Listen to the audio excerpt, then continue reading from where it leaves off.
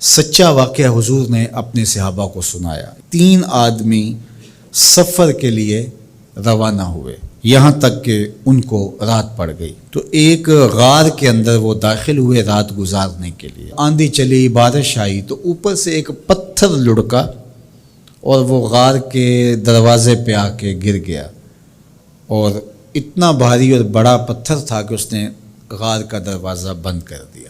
انہوں نے آپس میں بات کی اور کہا، تم اس غار میں پھنس گئے ہو، اب یہاں سے نکل نہیں سکتے مگر یہ کہ تمہارے وہ عمل جو محض اللہ کی رضا کے لیے تم نے کیے ہیں، ان اعمال کا وسیلہ دے کے اللہ سے دعا مانگو۔ ان میں سے ایک آدمی نے کہا، اللہ میرے ماں باپ بوڑھے تھے، اور میں جب بھی بکریاں چرا کر کے آتا تو میں دودھ دو کر کے سب سے پہلے اپنی ماں کو اور اپنے باپ کو پیش کرتا۔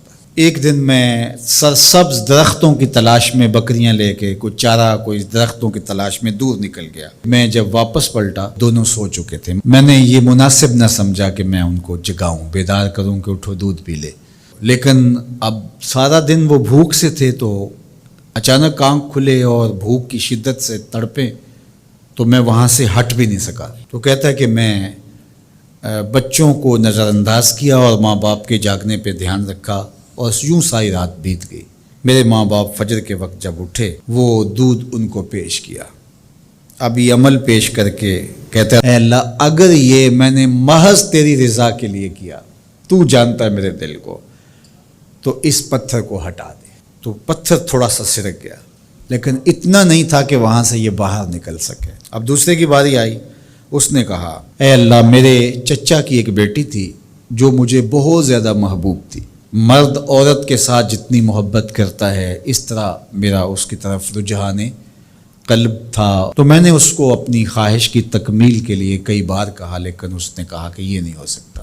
اور پھر ایک دن حالات نے اس کو مجبور کر دیا، فاقہ زدہ حالات ہو گئے، غربت آ گئی، تو اس نے مجھ سے اپنی حاجت طلب کی، تو میں نے اس کو 120 دینار دیے، لیکن اس شرط پہ کہ تم اپنا جسم میرے سپرد کرو گی۔ اب مجبوری سے اس نے کہا ٹھیک ہے، لیکن میں نے دیکھا کہ اس کا وجود اللہ کے خوف سے کانپ رہا تھا، اور مجھے کہنے لگی اتق اللہ، اللہ سے ڈر اور اس کی حدوں کو نہ توڑ۔ میری خواہشات تو پگلی تھیں، آرزوئیں تو بےتاب تھیں، اور میں اس کی قیمت بھی ادا کر چکا تھا، لیکن اس کا یہ جملہ کہ اللہ سے ڈر، تو میں نے تیرے سے ڈر کے اس کو چھوڑ دیا، اور جو اس کو میں نے 120 دینار دیے تھے وہ بھی اس کے پاس رہنے دیے۔ اللہ میرے اس مخفی عمل کو تو ہی جانتا ہے، تو اگر میں نے تیری رضا کے لیے ایسا کیا تو اس پتھر کو ہٹا دے۔ تو پتھر تھوڑا سا ہٹ گیا، سوراخ تو زیادہ ہو گیا، لیکن ابھی بھی وہاں سے گزرنا ممکن نہیں تھا۔ اب تیسرے نے کہا، اے اللہ میں مزدوروں سے کام لے رہا تھا اور ان کی مزدوری میں نے دے دی، ایک مزدور بتائے بغیر چلا گیا، تو میں نے کیا کیا کہ اس کے مزدوری کے پیسے کاروبار میں لگا دیے، کاروبار میں برکت ہوئی، اور بہت زیادہ وہ کاروبار جو اس کی مزدوری سے شروع کیا گیا تھا پھیل گیا۔ تھوڑی سی مزدوری تھی لیکن کاروبار بہت پھیل گیا۔ اب میں اس کے اندر کچھ ایک آنا ٹگا نہیں لیا۔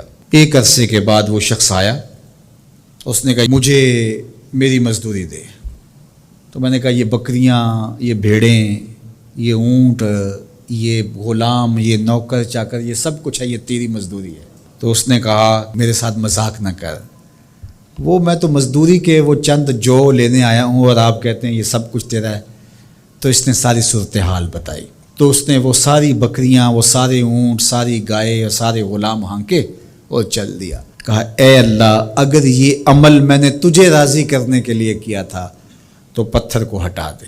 تو حضور نے فرمایا وہ پتھر ہٹ گیا اور یہ چلتے ہوئے باہر آ گئے۔